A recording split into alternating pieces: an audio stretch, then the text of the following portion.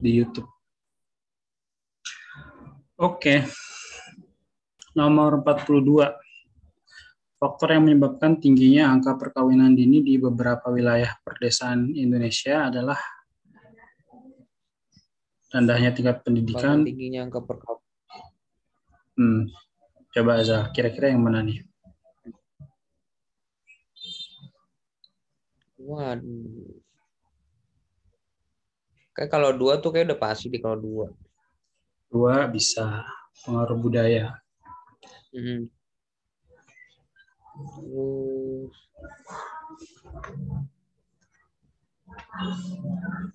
1 bisa juga kayaknya 1 ya. Rendahnya tingkat pendidikan bisa jadi.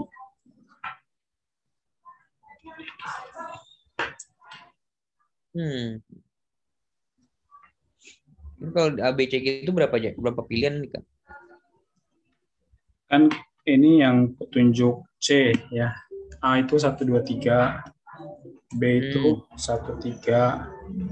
C 2 dan 4. D 4 doang. E semuanya benar. Nah, ini saya tulisin lagi deh ya. A itu 1, 2, 3. B 1 dan 3. C 2 dan 4. D 4 doang. Nah, yang E semuanya benar. 1, 2, 3, 4.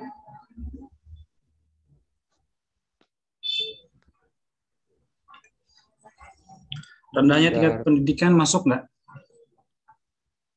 Masuk. Kayak bisa masuk juga sih. Masuk ya. Nah, jadi ini ilustrasi.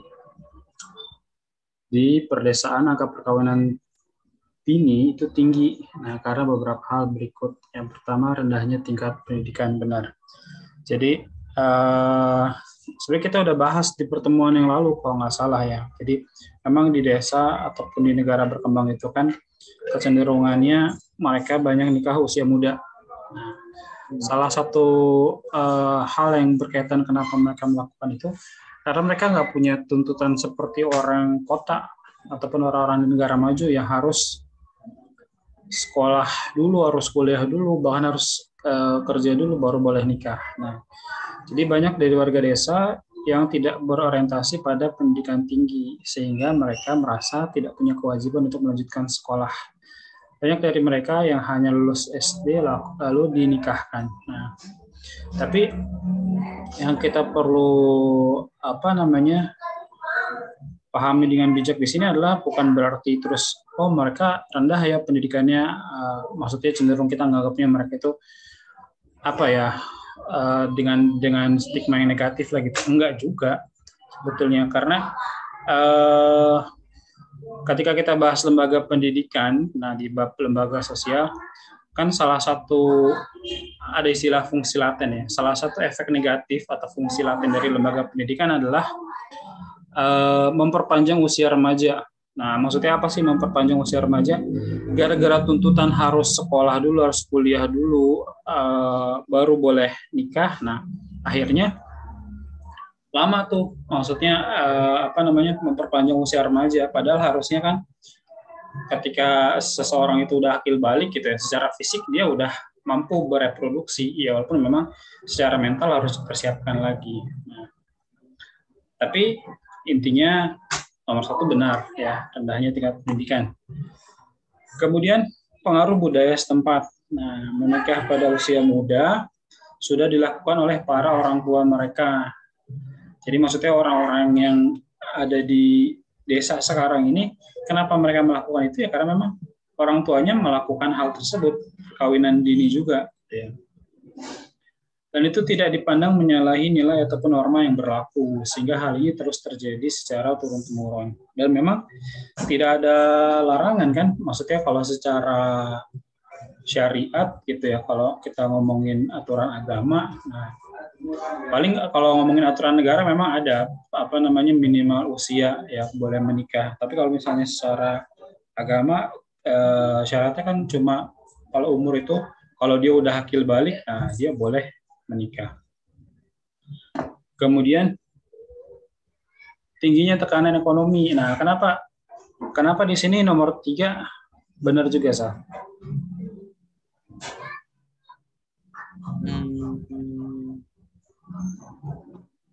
Mungkin ini kali ya, apa maksudnya kayak jadi terpaksa nikah sama nikah sama yang ekonominya lebih maju Ya, kali ya. iya bisa. Ya nggak mesti terpaksa juga, bisa jadi dia memang ridho gitu kan. Nah, jadi di sini kita perlu ingat bahwa perkawinan itu juga menjadi salah satu saluran mobilitas sosial. Artinya seseorang itu bisa terangkat status sosial ekonominya ketika dia menikah dengan orang yang memang kedudukannya lebih tinggi gitu ya. Misalnya orang orang biasa gitu di desa gitu, perempuan di desa kemudian dinikahi sama bangsawan gitu. Nah, dia bakal terangkat gitu kan status sosial ekonominya. Kemudian di sini saya bikin jawabannya A ya. Nah, kita lihat nih nomor 4, eratnya hubungan kekerabatan itu pengaruh nggak sama angka perkawinan dini? Enggak lah. Eratnya hubungan kekerabatan, maksudnya hubungan kekerabatan kan ada hubungan keluarga lah gitu ya. Jadi misalnya sepupuan kan kayak gitu ya. Nah, ini enggak juga ya. Nah, memang ada yang melakukannya, cuman ini bukan menjadi faktor utama gitu. Maksudnya kan ada sepupu gitu ya, dengan sepupunya itu menikah, dan itu memang boleh-boleh aja. Kan yang nggak boleh kan yang sedarah, yang sepersusuan itu baru nggak boleh. Tapi kalau sepupu, satu kakek, satu nenek itu boleh menikah. Nah, tapi ini pun jarang dilakukan gitu ya. Boleh tapi jarang dilakukan. Jadi erat hubungan kekerabatan ini tidak menjadi faktor yang kita perhitungkan di sini, maka kita pilih jawaban yang A. Oke, kita lanjut ke nomor 43. Masih di bab yang sama, masih tentang dinamika kependudukan. Coba Sa. Upaya yang dilakukan untuk menekan tingginya laju urbanisasi dari desa kota besar di Indonesia adalah upaya yang dilakukan untuk menekan tingginya laju urbanisasi. Nah, urbanisasi itu kan artinya apa? Artinya apa ya? Perpindahan penduduk ya kan dari desa ke kota. Nah, memang kenapa kok laju urbanisasi ini perlu ditekan?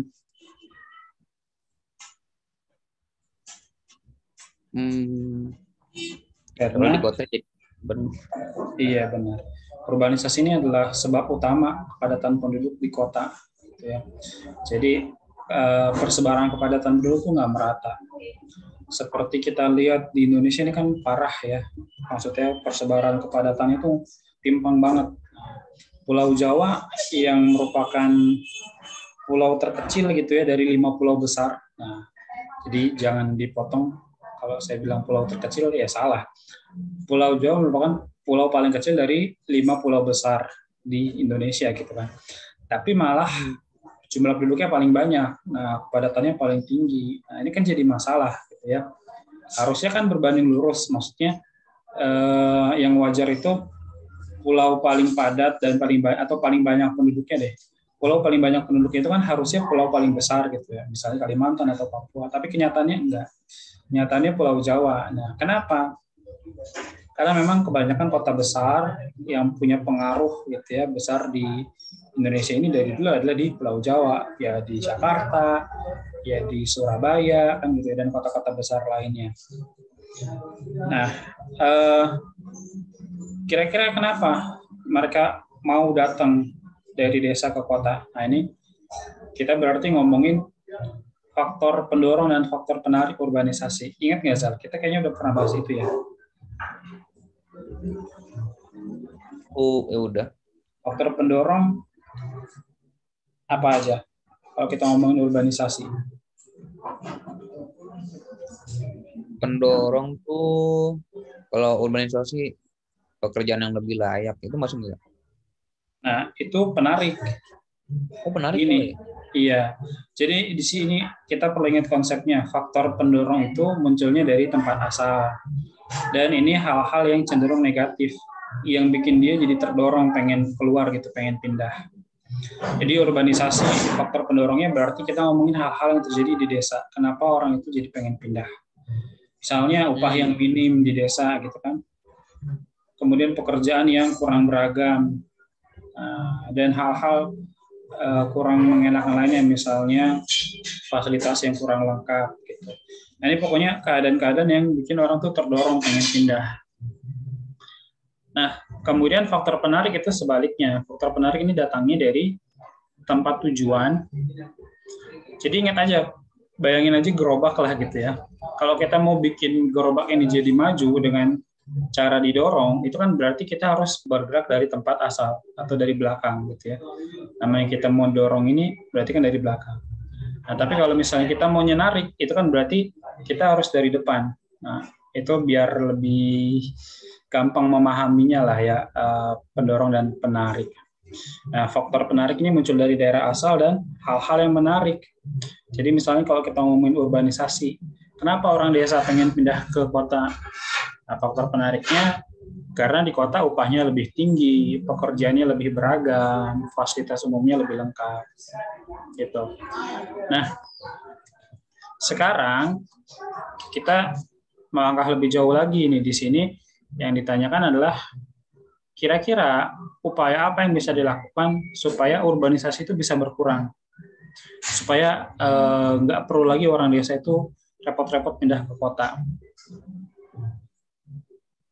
Kira-kira nomor satu bisa masuk nggak asal? Memperluas lapangan kerja di desa. Masuk ya. Masuk.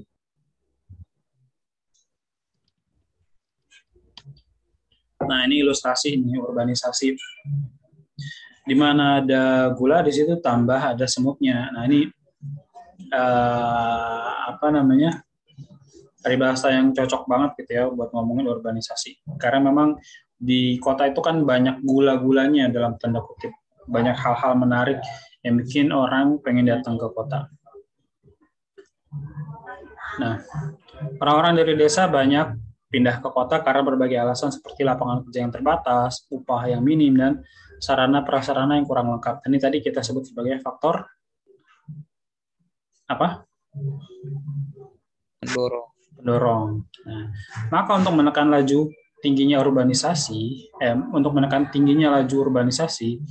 perlu memperhatikan sebab-sebab tersebut seperti memperluas lapangan pekerjaan di desa agar mereka memiliki mata pencarian dan tidak perlu pindah ke kota. Nah, jadi gini, kalau di setiap desa itu mereka punya lapangan kerjaan yang siap menyerap tenaga kerja gitu ya, apalagi dengan mungkin gaji yang memadai, ya ngapain repot-repot pindah ke kota lain kan gitu ya.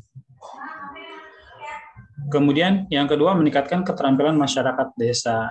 Nah, ini keterampilannya bisa dalam banyak hal. Misalnya apa? Misalnya kaitannya dengan kerajinan tangan. Kalau memang kita bicara hal-hal yang masih berbau atau ya tradisional, berbau kedesa-desaan, atau yang lebih advance lagi, misalnya keterampilan-keterampilan lain seperti mekanik bengkel gitu ya, atau misalnya tukang las, atau keterampilan-keterampilan lain yang memang itu bisa menjadi sumber penghasilan. Nah, bisa meningkatkan daya masyarakat. Kemudian menambah sarana dan prasarana desa. Nah, jadi gini, kalau bayangin aja kita misalnya orang di desa gitu ya. Kalau di desa kita bisa nemu gaji yang sama besarnya dengan di kota, kemudian fasilitas yang sama jenisnya dengan di kota. Pokoknya banyaklah hal-hal yang ada di kota, di desa juga punya. Itu kan kemungkinan besar orang desa ya udah nggak usah pindah ke kota gitu ya. Kemudian yang nomor 4, kenapa di sini nggak kita pilih misal meningkatkan luas lahan pertanian.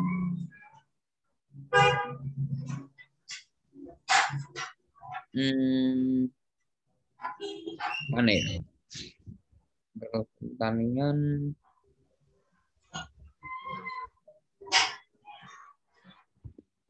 Wah,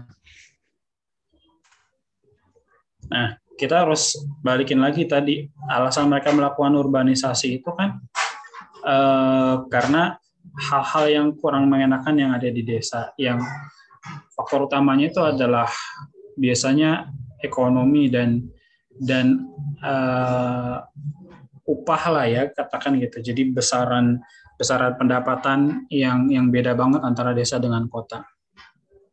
Nah, sebetulnya meningkatkan luas lahan pertanian bisa benar bisa salah, cuman di sini kurang kuat gitu, kurang bisa kita pilih. Kenapa?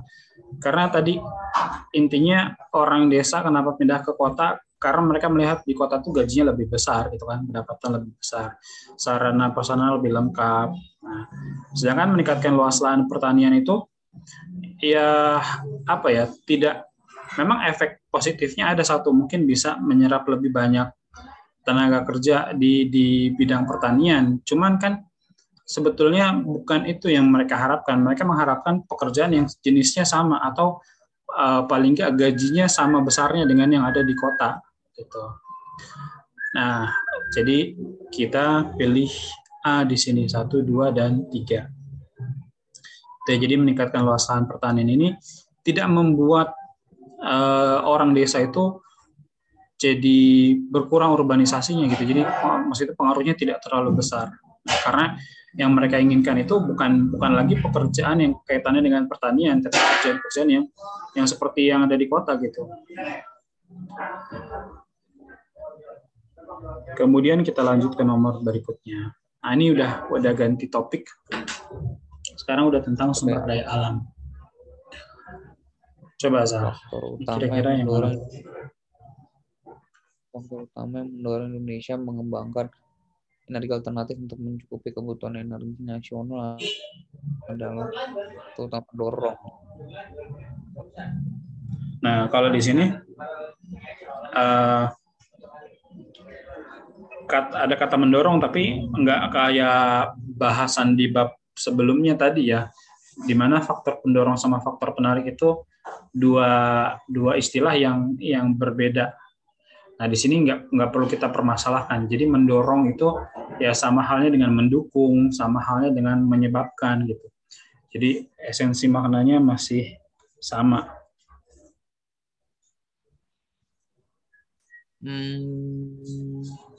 Jawabnya A. Terbatasnya cadangan energi fosil.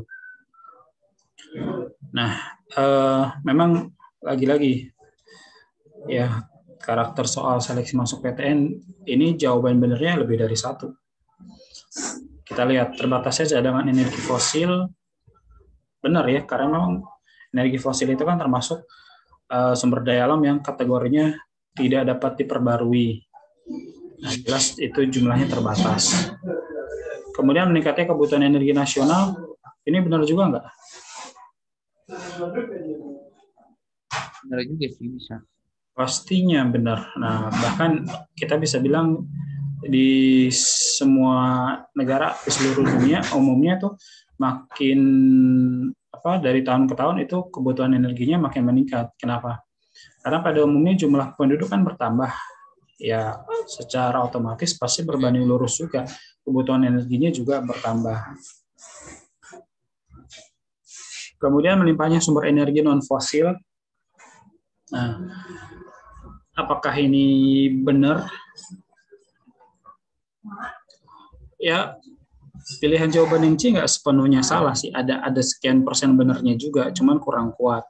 Maksudnya gini, kalau sekedar sumber energi non fosilnya melimpah, terus wah sayang nih kalau nggak kita manfaatin gitu. Jadi maksudnya gini, kan di sini pertanyaannya mengembangkan energi alternatif. Gitu ya. Selama ini kan kita masih sangat bergantung pada energi fosil, minyak bumi, batu bara gitu ya, gas alam. Nah, ini kan energi fosil yang mana itu kategorinya tidak dapat diperbarui. Nah, di samping itu kita juga memang punya banyak sumber energi non fosil. Misalnya kayak tenaga surya, kita sinar mataharinya kan kaya banget. Kemudian energi gelombang laut, kita ini lautnya luas banget, garis pantainya panjang banget. Terus apalagi geotermal, panas bumi, ya ini yang mantap banget. 40% energi panas bumi yang ada di dunia ini dimiliki oleh Indonesia. Nah, tapi apakah dengan melimpahnya itu terus kita kayak oh sayang nih nggak dimanfaatin gitu. Nah, itu maksudnya jadi bukan sekedar karena energi alternatifnya melimpah terus ya udah kita pakai itu gitu. Artinya di pilihan jawaban ini memang bisa jadi bahkan semuanya benar. Nah, terus kita pilih yang mana? Kita pilih yang paling mendesak. Yang paling urgent gitu. Faktor utama yang mendorong Indonesia mengembangkan energi alternatif untuk mencukupi kebutuhan energi nasional. Kira-kira yang paling mendesak yang mana, Zal? Yang paling mendesak ya. Pilihan jawaban yang menjadi pertimbangan bahwa pengembangan energi alternatif ini sudah sesuatu yang mendesak. Karena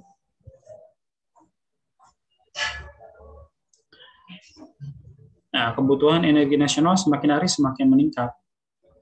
Maksudnya gini, terbatasnya cadangan energi fosil. Dimanapun negaranya,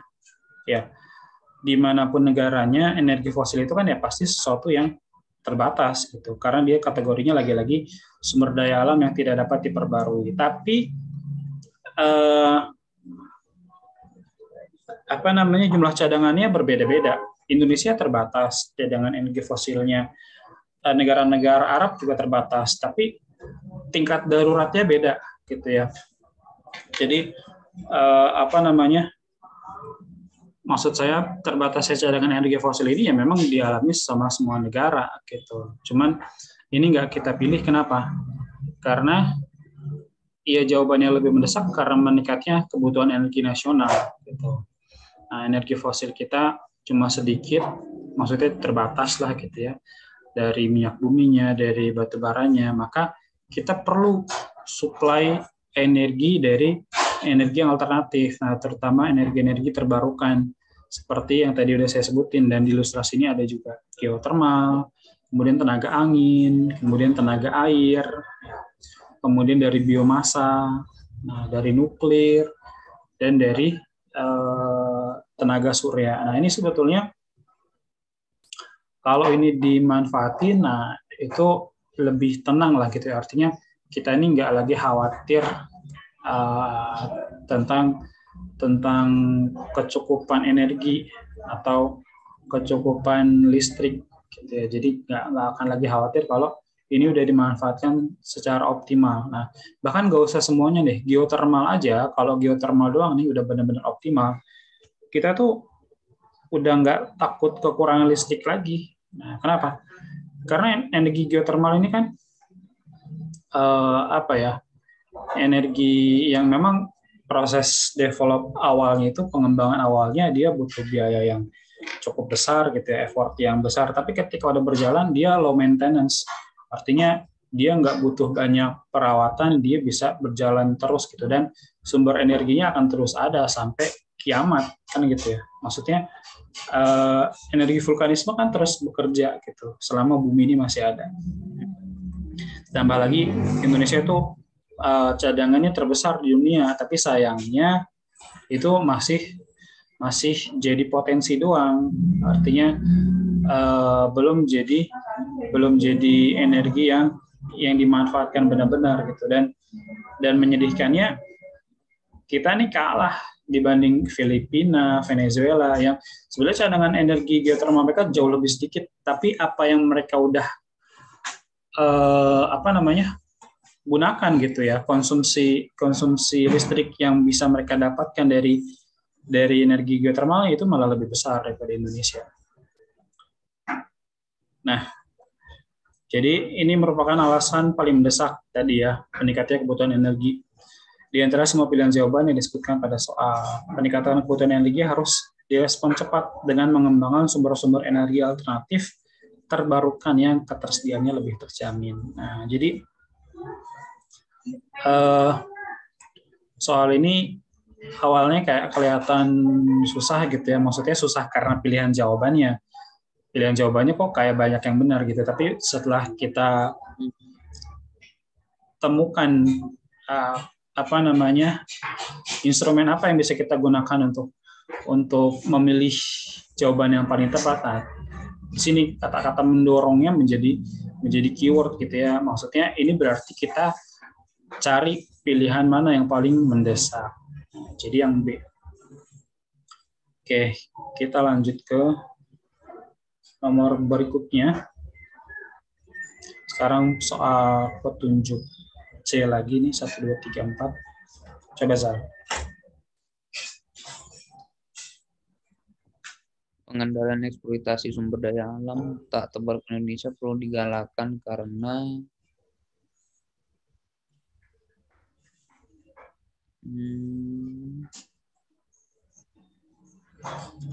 nah, satu masuk.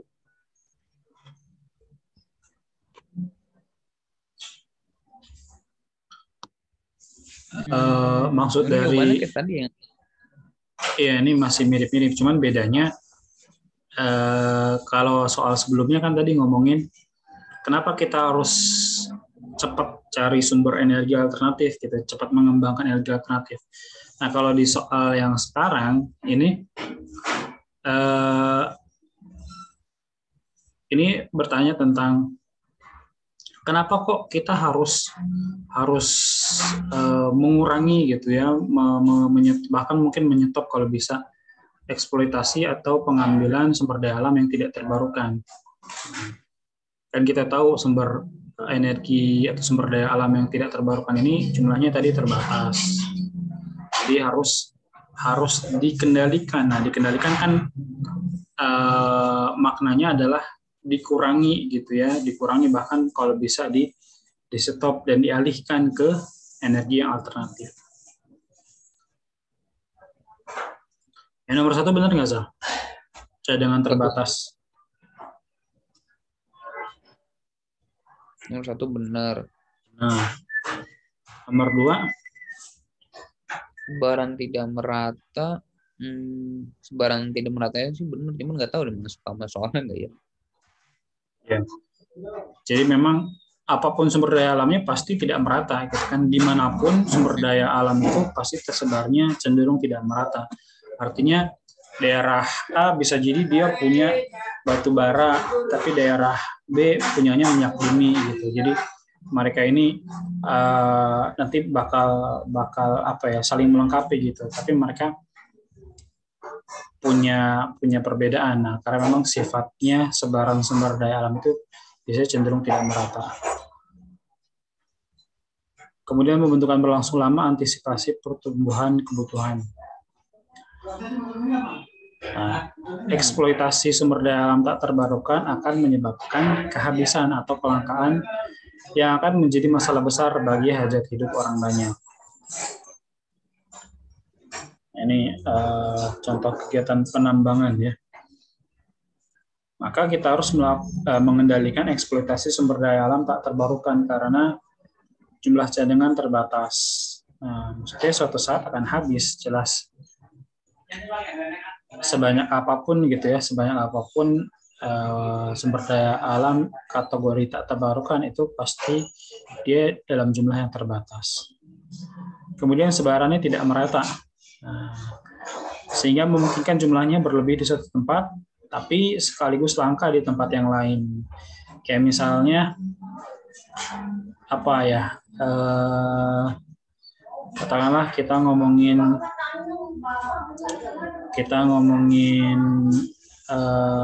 minyak bumi deh.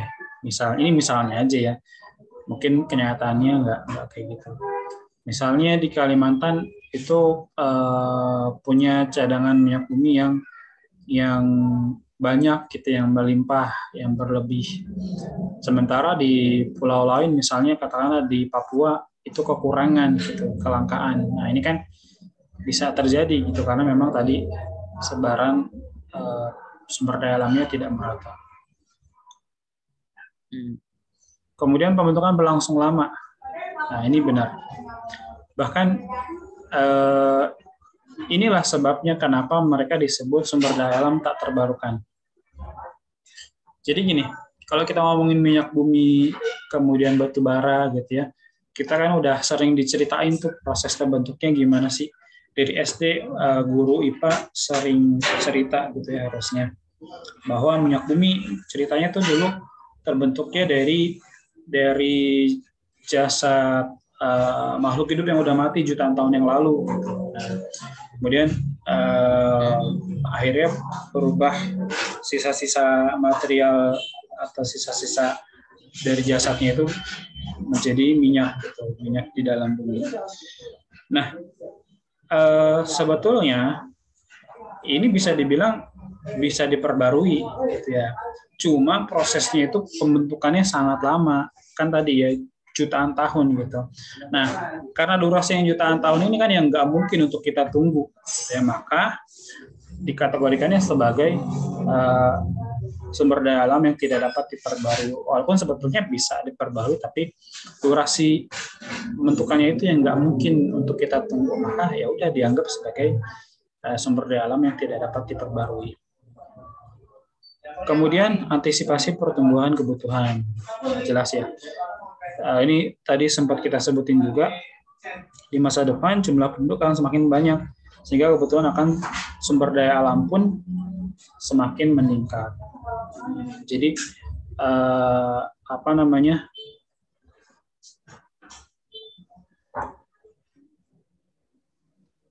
Ini nyambung nggak ya sama pengendalian eksploitasi sumber daya alam perlu digalakkan?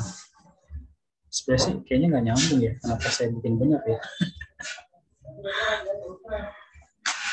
Maksudnya pernyataannya benar, tapi belum tentu itu nyambung sama gara-gara apa namanya? Gara-gara kebutuhannya itu bertambah, terus eksploitasinya itu harus dikendalikan, kan enggak ya, justru harusnya berbanding lurus, maksudnya semakin tinggi kebutuhan ya semakin banyak sumber daya alam yang harus dieksploitasi. Nah, mungkin ini perlu dikoreksi ya, bisa jadi nih jawabannya A. Nah, kecuali kalau di soal ini memang nyebut juga energi alternatif gitu ya, kayak soal sebelumnya tadi. Nah, soal sebelumnya kan kita bicara tadi kenapa kita harus ngembangin sumber energi alternatif? Ya jawabannya karena memang kebutuhan, karena kebutuhan yang semakin meningkat. Tapi di soal yang ini kalau kita telaah lagi, kan fokusnya di sini ngomongin eksploitasi harus dikendalikan, harus dikurangi, bahkan kalau bisa di stop gitu, dialihkan ke yang alternatif.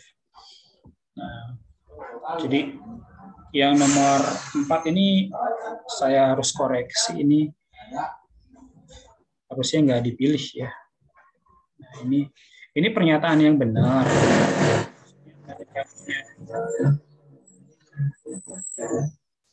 Maksudnya meningkatnya kebutuhan itu ada kaitannya sama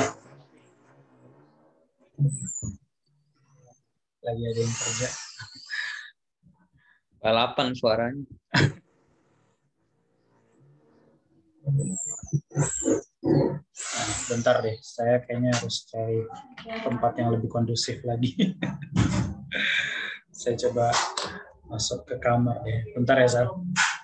Iya.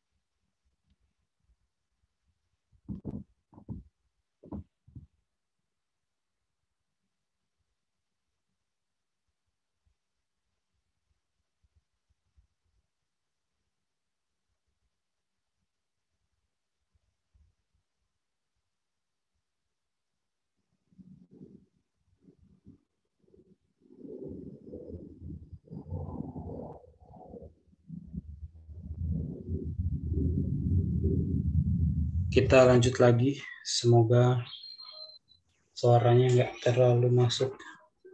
Suara ketok-ketok tadi. Waduh. Masih masuk sih ya, tapi paling nggak mendingan lah. Ya. Oke, ini udah tadi. Sekarang kita lanjutkan nomor berikutnya. Pas saya lihat-lihat lagi soalnya itu ternyata banyak yang apa ya? Kayaknya banyak yang harus dikoreksi lagi deh. Banyak soal yang kelihatannya sepele tapi ternyata kayak tadi soal sebelumnya itu. Oke, kita lanjut. Kendala yang dihadapi masyarakat dalam pemanfaatan pasang surut air laut sebagai sumber energi alternatif adalah apa, Zah? Kendala yang dihadapi masyarakat dalam pemanfaatan sebagai alternatif.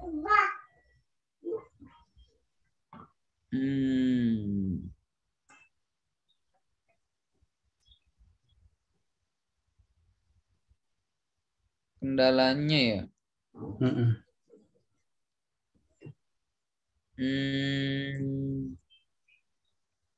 Kalau saya lebih ke B kan. Yang B. Oke, coba kita. Itu suaranya masih masuk. Jadi gini, soal ini lumayan sering keluar nih. Tapi biasanya diganti-ganti energinya. Maksudnya gini, kan tiap energi alternatif itu pasti punya kelebihan dan kekurangan.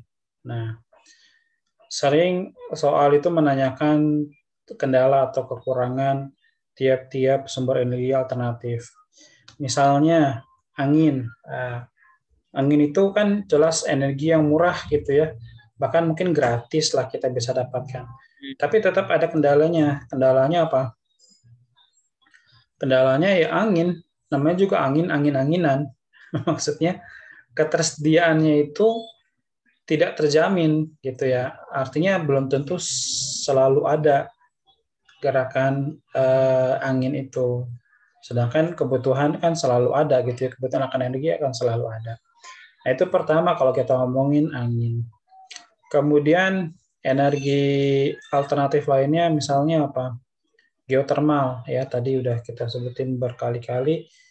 Geotermal Indonesia ini terbesar di dunia, 40% cadangan dunia itu ada di Indonesia.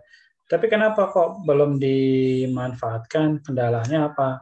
Kendalanya ya berkaitan dengan penguasaan teknologi yang paling utama gitu ya. Kemudian kalau kita ngomongin pasang surut air laut, nah, pasang surut air laut ini kalau masalah ketersediaan atau kestabilan ini jelas nggak mungkin jadi masalah. Kenapa saya katakan nggak mungkin jadi masalah?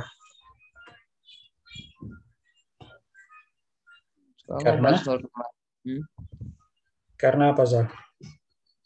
Ini kalau pasang surut air laut kan itu yang kalau yang kayak udah pasti gitu, kalau misalkan kayak malam tua apa sih kalau malam tuh pasang apa? Surut ada.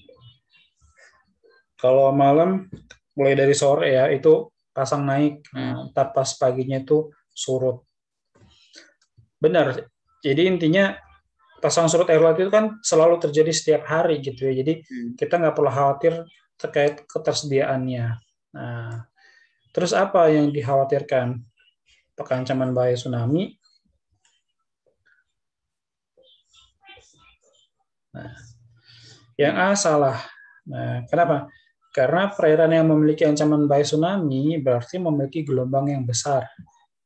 Dan justru ini jadi potensi, gitu ya. Maksudnya ancaman bahaya tsunami ini kan dimiliki sama pantai-pantai yang dia itu menghadap ke samudera, gitu ya, menghadap ke lautan luas, lautan lepas. Tambah lagi mungkin di situ dia ada katakanlah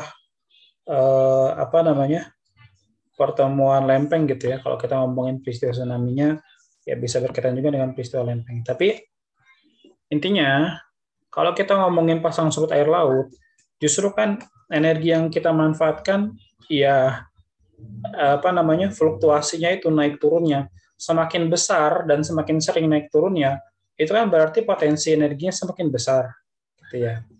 Nah, walaupun memang ini bahaya tsunami juga, cuman kan ada hikmah di balik itu bahwa daerah-daerah yang punya bahaya tsunami, kalau kita ngomongin energi, nah energinya besar. Nah, ini kan berarti bukan kendala dalam hal pemanfaatan sumber energi alternatif pasang surut air laut. Kemudian yang B, inilah yang kita pilih ya. Apalagi kalau kita ngomongin ya negara kita lah, kita harus akui bahwa kita ini masih banyak tertinggal dalam penguasaan berbagai teknologi. Nah, terus kenapa yang lain salah? Yang C tadi udah kita sebutin ya, bahwa ini gerakan yang terus-menerus terjadi setiap hari ini pasang surut. Jadi stabil gitu ya, kita nggak perlu khawatir dengan ketersediaan. Kemudian keterjangkauan lokasi permukiman, nah ini tidak ada kaitannya dengan pemanfaatan pasang surut air laut. Gitu ya. Kemudian yang E, keterbatasan sumber pendanaan itu nggak jadi masalah. Bahkan bisa dibilang nggak perlu jadi masalah yang dipikirkan. Maksudnya gini, kita lihat dari kacamata apa bisnis deh gitu ya, dari kacamata orang para pengusaha. Nah, kalau ada orang yang dia punya skill, kemudian dia punya ide cemerlang gitu ya, dia udah bisa merancang program yang bagus, dan kemungkinan kalau dia melakukan bisnis ini, dia punya gambaran bakal profit sekian persen dan segala macam, akan kembali modalnya dalam jangka waktu sekian. Nah, itu sebetulnya udah cukup. Nanti tinggal kita ajukan ke orang-orang yang punya duit nganggur kan gitu ya, para investor. Nah, karena kan memang ya udah dari dulu sih cara kerja suatu usaha kan ya kayak gitu, nggak mesti semua-muanya itu dimiliki satu orang. Maksudnya idenya dari dia, kemudian apa namanya, yang ngerjain dia sendiri, yang modalin dia sendiri. Ya kalau kayak gitu kan susah ya. Kenyataannya perusahaan besar pun juga justru disuntik dana oleh pihak lain kan gitu. Jadi masalah sumber pendanaan ini masalah yang bukan masalah. Nah, maka kita pilih yang B di sini. Penguasaan teknologi. Oke, kita lanjut ke nomor berikutnya.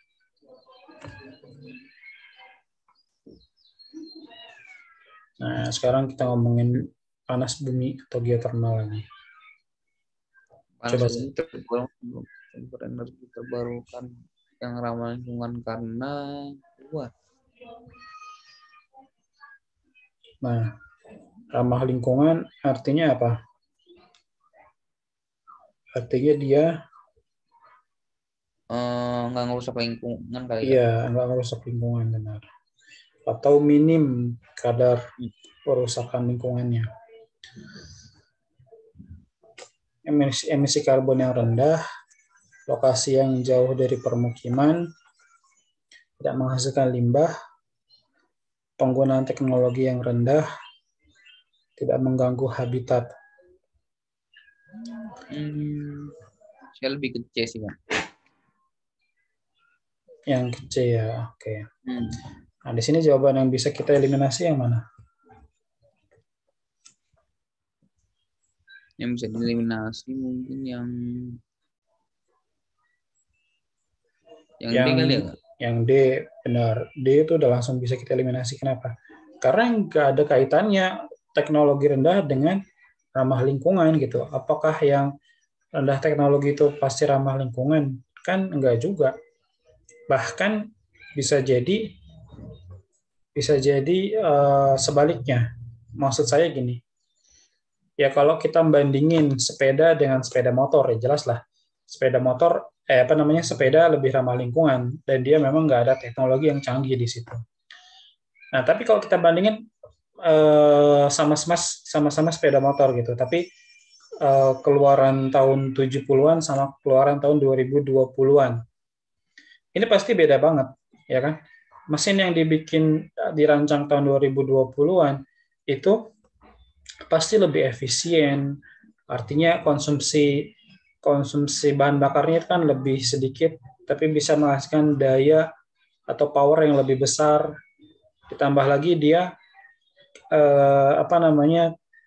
gas buangnya itu lebih bersih gitu. Sedangkan mesin jadul dia konsumsi bensinnya lebih boros, tenaganya lebih loyo, dan juga buangan gasnya itu lebih kotor. Nah, jadi kita katakan nggak ada hubungan langsung ya antara teknologi rendah ataupun tinggi dengan ramah lingkungan. Kemudian yang B sama yang E juga kita nggak pilih. Kenapa?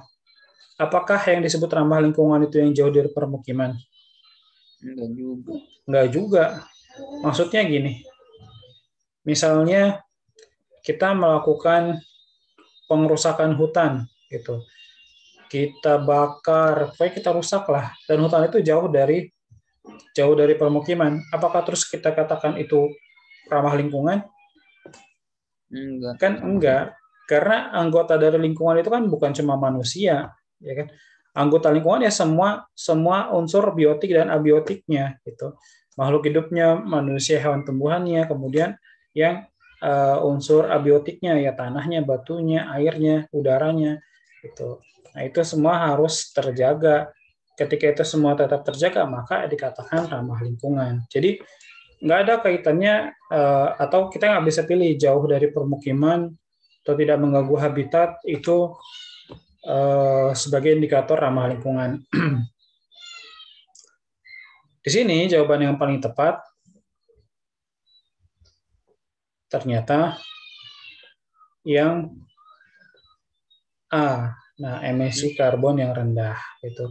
Jadi gini, sebetulnya memang dia hampir nggak ada limbahnya. Nah, hampir nggak ada limbahnya bukan berarti benar-benar nol gitu ya. Tetap ada, cuma memang jauh lebih bersih dibandingkan misalnya batu bara gitu, dibandingkan minyak bumi. Nah, jadi Alzal tahu nggak prinsip kerja geotermal? Nggak tahu sih. Kenapa bisa kok panas bumi itu, aktivitas vulkanisme itu diubah jadi energi listrik? Gimana ceritanya tuh? Nah, itu nggak tahu.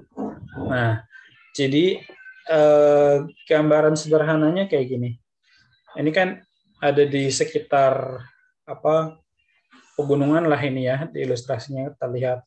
Dan aktivitas vulkanismenya di sini tinggi. Artinya di tiap-tiap titik di sini tuh di bawahnya ada magmanya. Nah, kita tahu magma itu kan punya panas yang sangat tinggi. Terus cara kerjanya adalah di situ dibikin kayak semacam sumur-sumur gitu. Nah, jadi dibuat lubang yang itu nanti bisa ketemu sama si magmanya. Nah, di lubang itu nanti disuntikan air atau dimasukkan air. Nah, yang akan terjadi apa, Zal? Kalau air ketemu panas yang sangat tinggi? Nguap. Iya, dia bakal nguap berbalik dengan tekanan yang tinggi. Maksudnya saking panasnya, air itu kan bakal berbalik lagi ke atas gitu ya. Tapi dalam wujud uap air dengan tekanan yang tinggi. Nah, uap air dengan tekanan tinggi inilah yang dimanfaatkan tenaganya buat ngerakin turbin. Uap yang berbalik ke atas ini dia gerakin turbin, kemudian mengaktifkan generator gitu ya, sehingga bisa menghasilkan listrik. Jadi sebetulnya kalau kita ngomongin energi terbarukan itu banyak di antara mereka yang sebetulnya cara kerjanya sama. Intinya adalah gerakin turbin. Nah, ketika turbin ini bergerak, barulah dia nanti menghasilkan listrik. Gitu. Kayak ini deh, Afzal tahu nggak sepeda zaman dulu tuh, sepeda emak-emak gitu ya, kayak city bike gitu, yang dia ada lampunya dari dinamo. Pernah tahu nggak sepeda yang kayak gitu? Kayak ontel gitu kan ya? Iya, kayak ontel gitulah. Biasanya kan ada tuh yang dia punya lampu, padahal itu nggak pakai baterai, tapi lampunya bisa nyala. Nah, cara kerjanya dia pakai dinamo. Jadi dinamonya itu nanti ditempel ke ban gitu kan. Nah, kan bannya muter tuh. Sepedanya jalan, bannya muter. Terus dia gerakin si dinamo ini. Dinamo ini muter, terus dia menghasilkan listrik. Jadi bisa nyalain lampunya gitu. Nah, ini cara kerjanya kayak gitu. Intinya ada energi yang menggerakkan si generator listrik ini gitu. Nah, sama konsepnya yang kita temukan di PLTA, pembangkit listrik tenaga air. Jadi kenapa kok bisa sungai itu menghasilkan listrik? Karena arusnya yang deras, dia gerakin turbin lagi-lagi, ya kan? Dan turbin itu nanti kan tersambung ke generator. Nah, generator yang bergerak, dia bisa menghasilkan listrik. Terus apa lagi, Zal? Yang cara kerjanya sama kayak gitu. Pembangkit listrik tenaga Bayu. Tahu nggak tenaga Bayu? Bayu. PLTB. Bayu. Nah, Bayu itu artinya angin. Jadi kalau disingkat itu PLTB. Iya. Kenapa kok kita nggak nyebut pembangkit listrik tenaga angin itu jadi PLTA? Karena A-nya udah kepake di air, kan gitu. Jadi nggak boleh kan bikin singkatan yang sama, tapi kepanjangannya beda. Masa pembangkit listrik tenaga air sama tenaga angin sama-sama A gitu ya. Nah, kalau tenaga angin itu disebutnya PLTB, pembangkit listrik tenaga Bayu. Jadi Bayu itu artinya angin. Itu juga sama. Jadi angin gerakin kincirnya gitu kan. Nah, terus dia tersambung di porosnya itu dengan generator, menghasilkan listrik deh. Gitu. Bahkan sampai ke biomasa juga gitu. Biomasa itu apa sih? Afzal tahu nggak biomasa?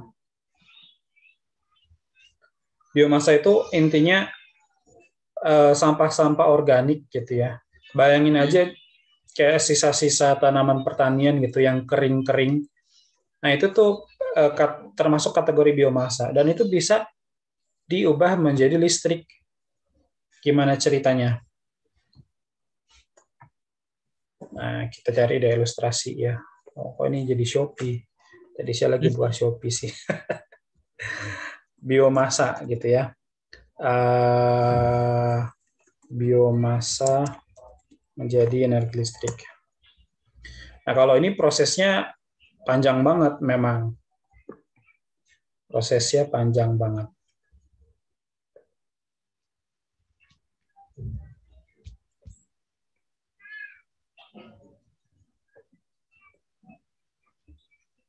Kalau tadi prinsip kerja geothermal udah paham ya, Zah? Udah paham belum tadi kalau geothermal? Nah, kan dari panas bumi ya intinya, terus disuntikin air gitu ya, terus airnya berbalik jadi uap bertekanan tinggi dan uap itulah yang nanti gerakin turbinnya. Nah, ini sebetulnya ada proses yang mirip di pemanfaatan biomasa.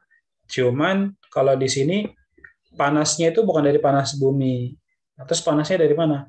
Panasnya ini didapat dari pembakaran si biomasa tadi. Jadi bayangin ada sampah-sampah dedaunan gitu ya, atau sisa-sisa pertanian, kemudian itu dikeringkan, nah sampai bisa dibakar, dan itu dibakar deh, dijadiin bahan bakar di sini.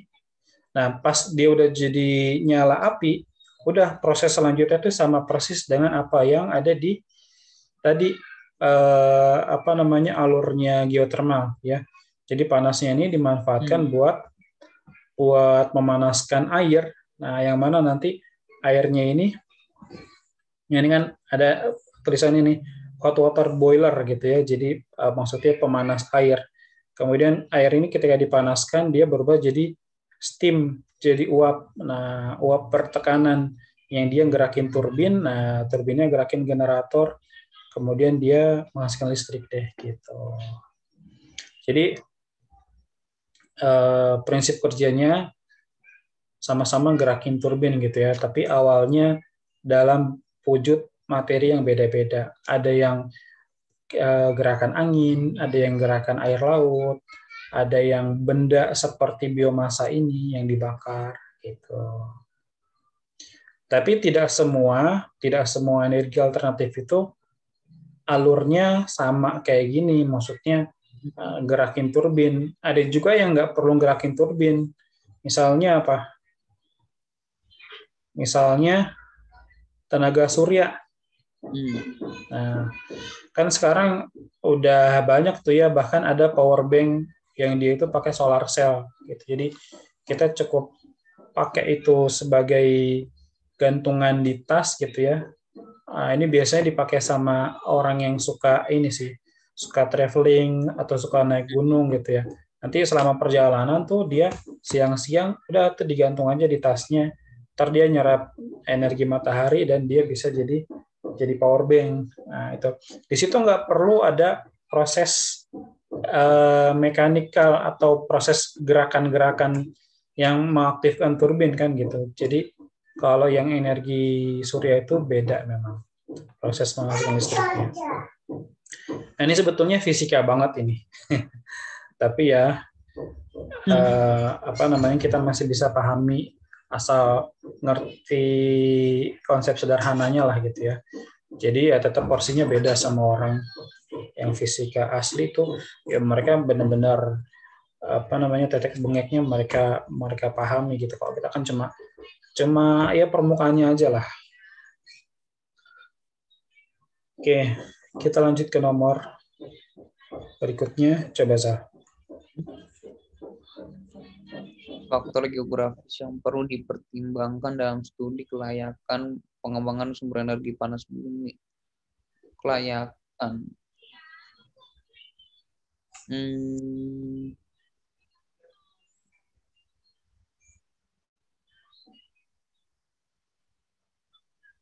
Apa ya? Nah, sebetulnya clue-nya ada dari tadi, apa hal yang udah kita omongin tadi.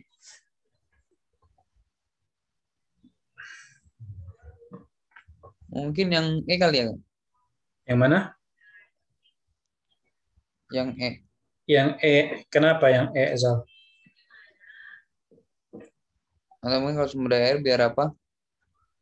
Kayak yang tadi kan yang katanya kan pakai ngasihin uapnya kan pakai airnya apa ditetesin ke mana, ke magmanya gitu. Iya, benar. Nah, jadi ini apa namanya, ilustrasi lagi dari proses atau alur gimana kok panas bumi itu bisa dimanfaatkan menjadi energi listrik gitu ya. Prinsip kerja dari energi yang dihasilkan oleh panas bumi adalah dengan menyuntikkan air ke titik-titik panas di bawah permukaan bumi. Kemudian air tersebut akan berubah menjadi uap bertekanan yang mampu menggerakkan turbin pada generator listrik. Jadi pemanfaatan sumber energi panas bumi sangat erat kaitannya dengan sumber daya air. Benar, jawabannya yang E. Nah, jadi kalau kita udah apa namanya agak paham gitu ya, kita bakal ngeh bahwa oh apa namanya, kalau geothermal ini harus ada airnya. Nah, maka kita pilih yang E, benar. Kecukupan sumber daya air. Nah, di sini terlihat bahwa sebetulnya energi geothermal itu yang tadi saya sempat bilang ini bakal jadi pembangkit listrik yang low maintenance. Nah, ketika dia udah berjalan, dia bakal sedikit perawatannya dan bisa jadi apa ya, infinity loop gitu. Maksudnya infinity loop, dia bakal terus-terusan berulang gitu, tak terbatas. Karena apa? Karena air yang dipakai itu nanti bisa balik lagi. Ini mohon maaf ya, ada bocah kecil nih. Apa? Jadi di apa namanya, air yang disuntikin tadi kan yang jadi panas, nah, dia kan bakal gerakin turbin, terus dia bakal balik lagi ke wujud aslinya, maksudnya wujud awalnya yang berupa air tadi. Nah, ketika dia udah mendingin, dia bisa disuntikin lagi ke sumber panas tadi. Nah, makanya tadi saya katakan ini bakal jadi infinity loop. Oke, kita lanjut ke nomor berikutnya. Coba Zal. Rendahnya potensi sumber daya geotermal di wilayah Pulau Kalimantan karena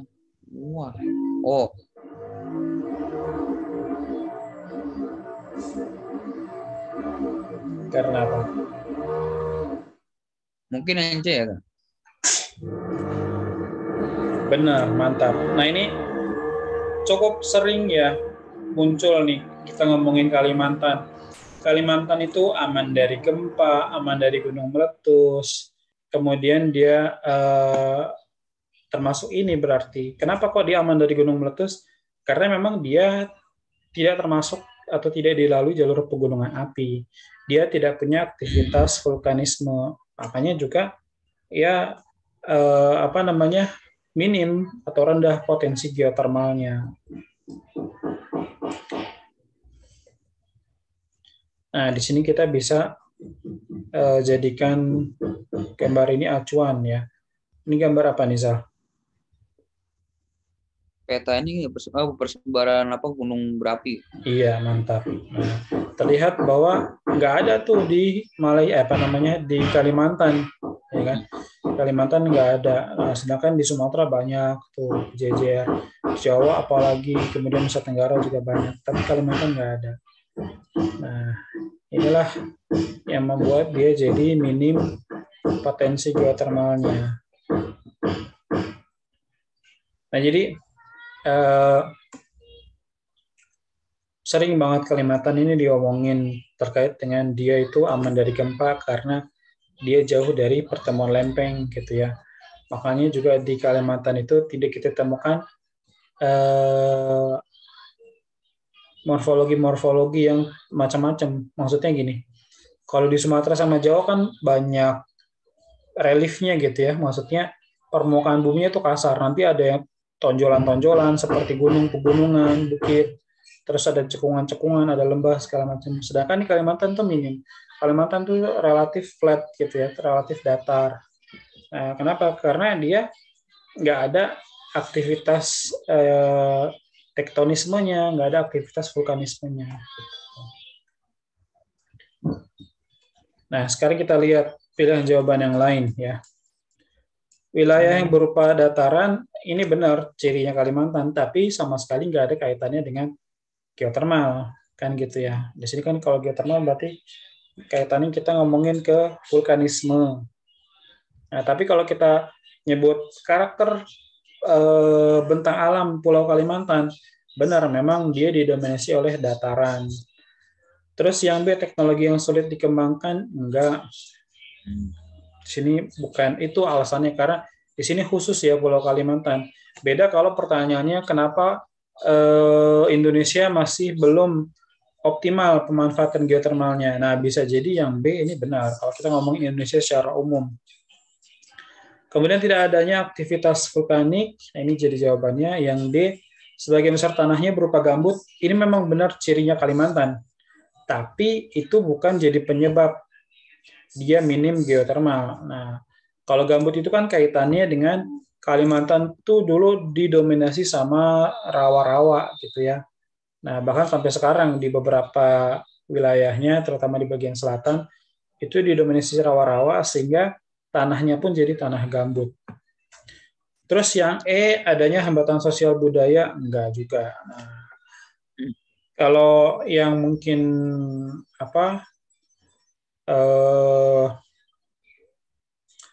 belum tahu gitu ya, mungkin ada orang yang ngebaca soal ini terus coba jawab, tapi dia nggak tahu bahwa Kalimantan tuh tidak dilalui sama jalur pegunungan api, kemudian juga tidak ada pertemuan lempeng di situ. Tapi dia ingat bahwa Kalimantan tuh punya suku-suku pedalaman seperti suku Dayak dan yang lainnya. Nah, terus dia ngelihat jawaban yang E, bisa jadi dia kecebur di jawaban yang ini gitu ya. Padahal sebenarnya nggak ada hubungannya gitu ya. Itu bukan jadi penghambat atau rendahnya potensi geotermal, bukan karena hambatan sosial budaya. Oke, kita lanjut ke soal berikutnya. Sumber energi biomasa biasanya dimanfaatkan untuk pemenuhan kebutuhan energi bagi masyarakat pedesaan karena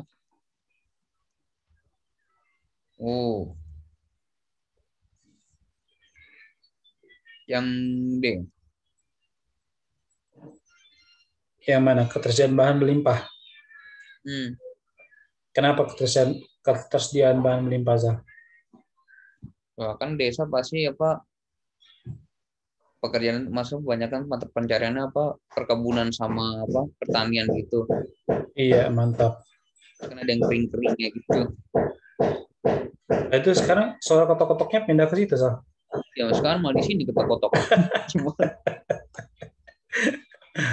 Itu jangan-jangan tukangnya sama lagi. Terus teleportasi dia. Teleportasi. Nah, benar ya. Jadi tadi jawabannya yang D, ketersediaan bahan melimpah. Nah, sumber energi biomasa diperoleh dari sampah organik. Nah, tadi kita udah sempat sebutin ya, sampah organik dari sisa pertanian. Nah, ini contoh dari yang namanya biomasa. Tapi nggak terbatas di ini doang, ini cuma salah satunya aja. Intinya semua sampah organik itu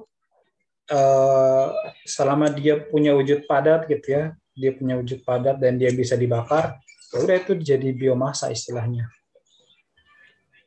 Bentar, Zal.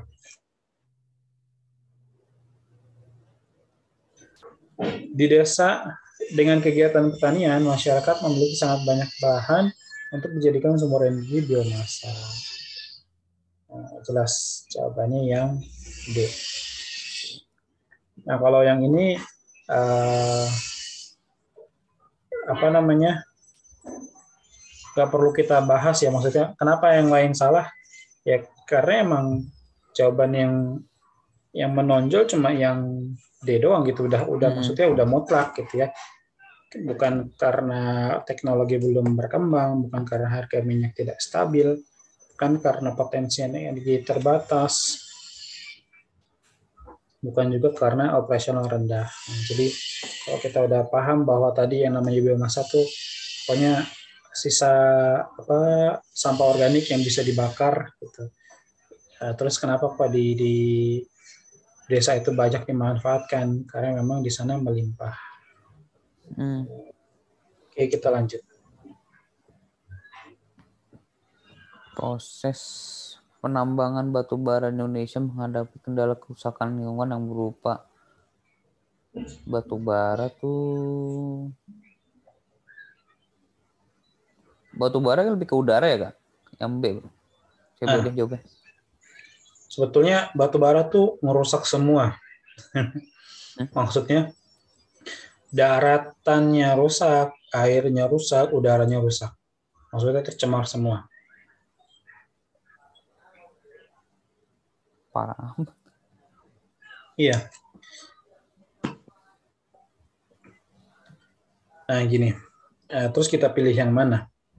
Penambangan batu bara Indonesia umumnya dilakukan secara terbuka, artinya menggali permukaan tanah sehingga terbentuk lubang-lubang atau cekungan-cekungan yang besar.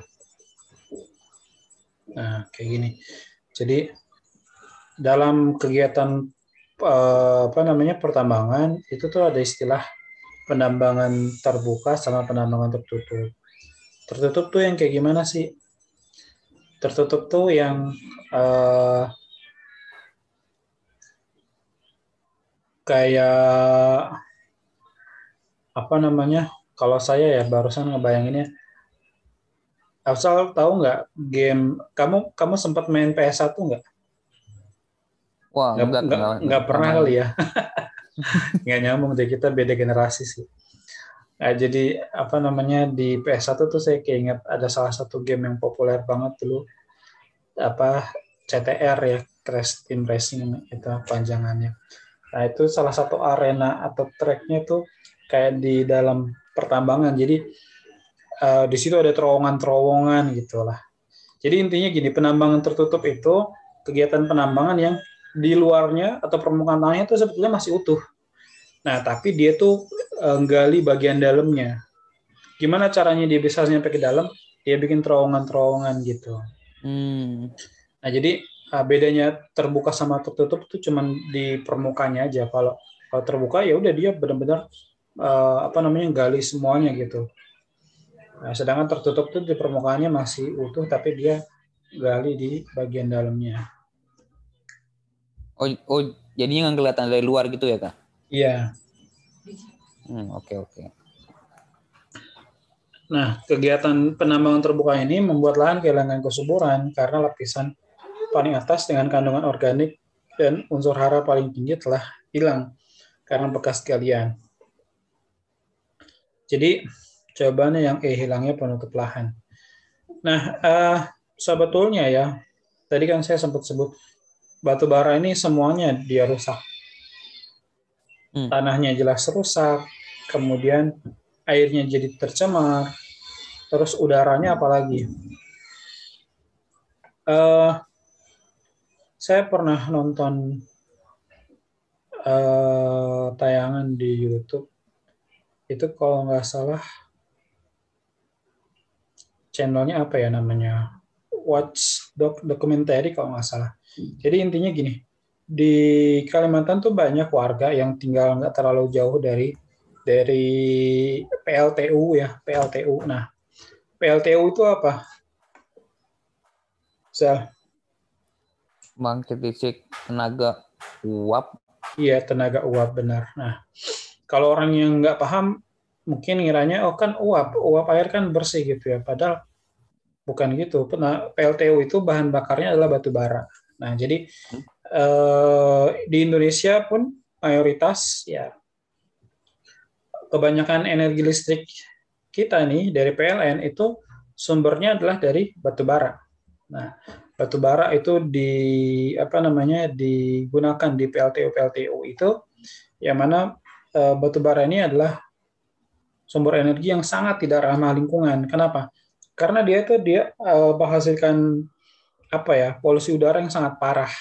Nah, di tayangan yang waktu itu saya tonton, jadi memang kesejahteraan masyarakat di sekitar kegiatan penambangan batu bara, kemudian sekitar PLTU itu mungkin terangkat juga lah dengan banyaknya barang tambang yang mereka miliki. Tapi ya ujung-ujungnya habis juga duitnya. Habis buat apa? Buat berobat. Nah, kenapa bisa? Karena tempat tinggal mereka yang terlalu dekat dengan PLTU, terlalu dekat dengan kegiatan-kegiatan itu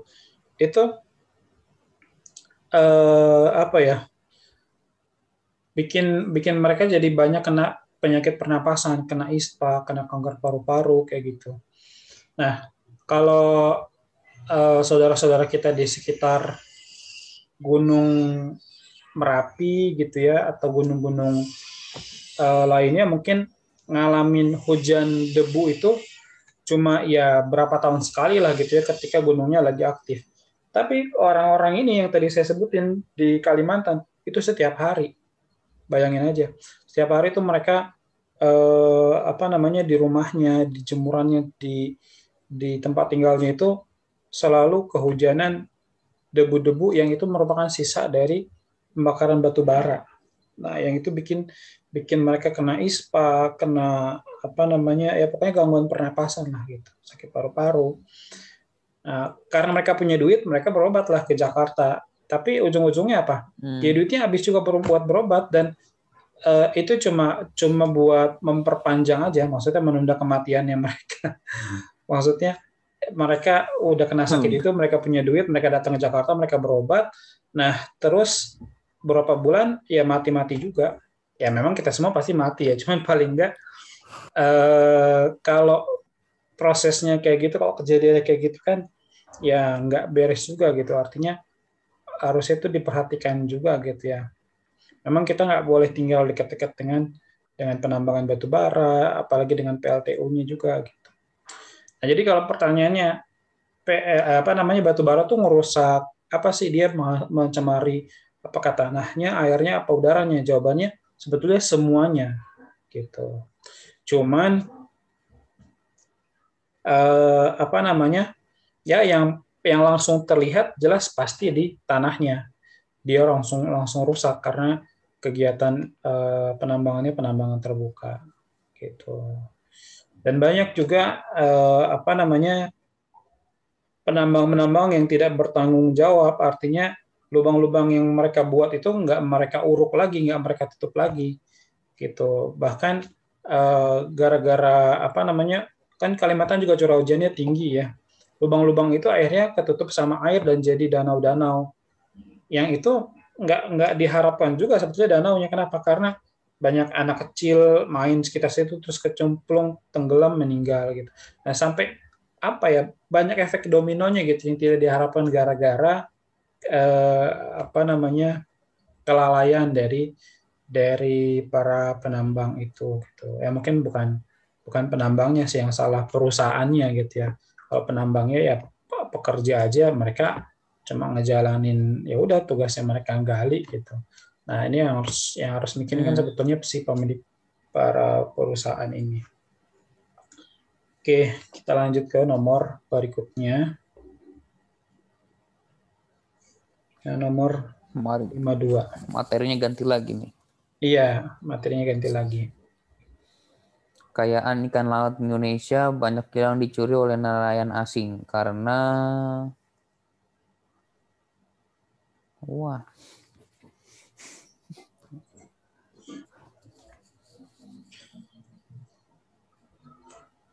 Nah, ini soal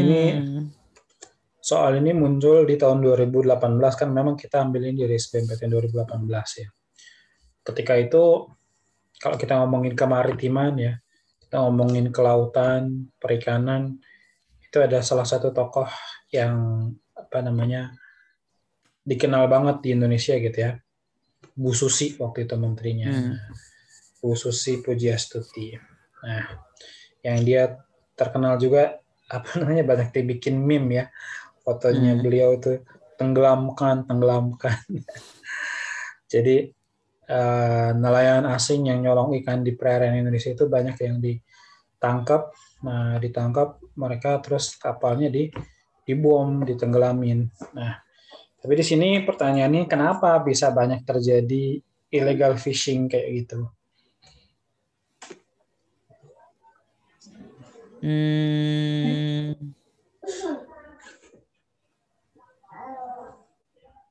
Yang D sih ya, Kak. Garis batas wilayah tidak jelas. Nah, sekarang kita lihat ya.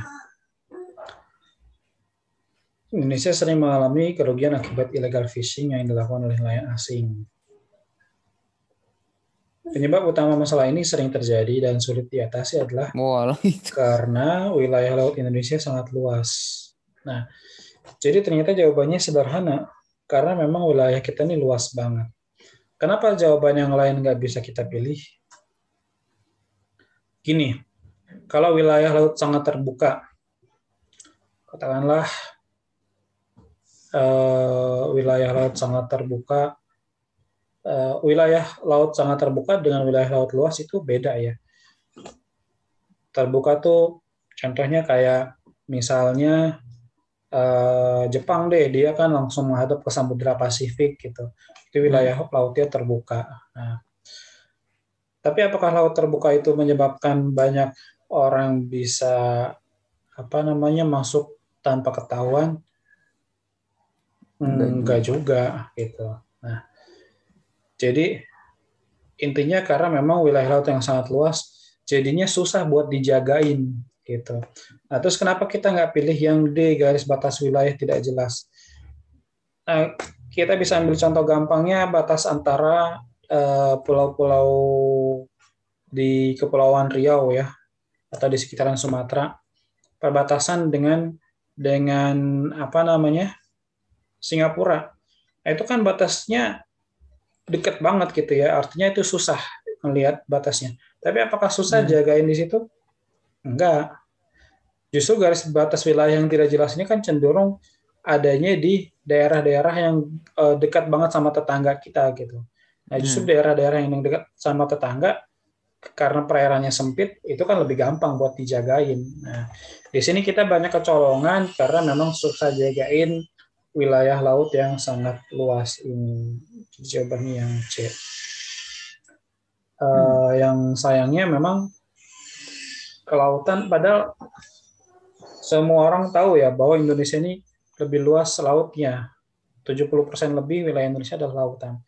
Tapi kayaknya nggak pernah kedengeran apa namanya, gaungnya gitu. Misalnya kayak TNI Angkatan Laut diperkuat gitu. atau nggak usah TNI Angkatan Laut ya. Kalau Angkatan Laut kan kaitannya ke kedaulatan gitu ya. Atau ini deh misalnya polisi yang bertugas jaga di sana gitu, dan para petugas keamanan. Nah, mohon maaf ya, di sini banyak noise. Wow. Ada anak sama istri saya pada ngomong. Nah, jadi gitu intinya, karena wilayah yang sangat luas jadi susah buat dijagain. Dan ini kayaknya nggak pernah atau belum pernah diperhatiin dengan porsi yang benar gitu. Maksud saya porsi yang benar, ingat loh bahwa 70% lebih wilayah Indonesia itu laut. Nah, harusnya perhatian kita tuh lebih besar lagi gitu daripada yang udah-udah. Ya selama ini memang ada sih progresnya, maksudnya kayak ini termasuk di geografi sendiri sekarang ada bab baru, judulnya ini kemaritiman ya, atau Indonesia sebagai poros maritim dunia. Nah, ini memang salah satu bukti bahwa pemerintah tuh lebih lebih apa namanya punya perhatian terkait dengan kelautan kita, bahkan sampai kurikulum kita, pendidikan kita tuh dimasukin bab ini. Nah, terus juga di bidang perekonomian, pemerintah tuh bikin yang namanya tol laut gitu supaya transportasi via laut ini bisa lebih apa ya, lebih meningkat lah gitu. Karena kan kita tahu transportasi perhubungan ini kan erat banget kaitannya dengan perekonomian gitu. Semakin mudah kita melakukan transportasi, semakin mudah perdagangan, ya semakin bagus gitu buat perekonomian. Nah, cuman ya balik lagi karena memang mungkin sifat dasar kita ya, kita kan habitatnya di darat gitu. Jadi kita lebih banyak memperhatikan apa-apa yang di darat gitu, yang di laut itu jarang kita pikirin. Padahal laut kita 70% lebih gitu luasnya,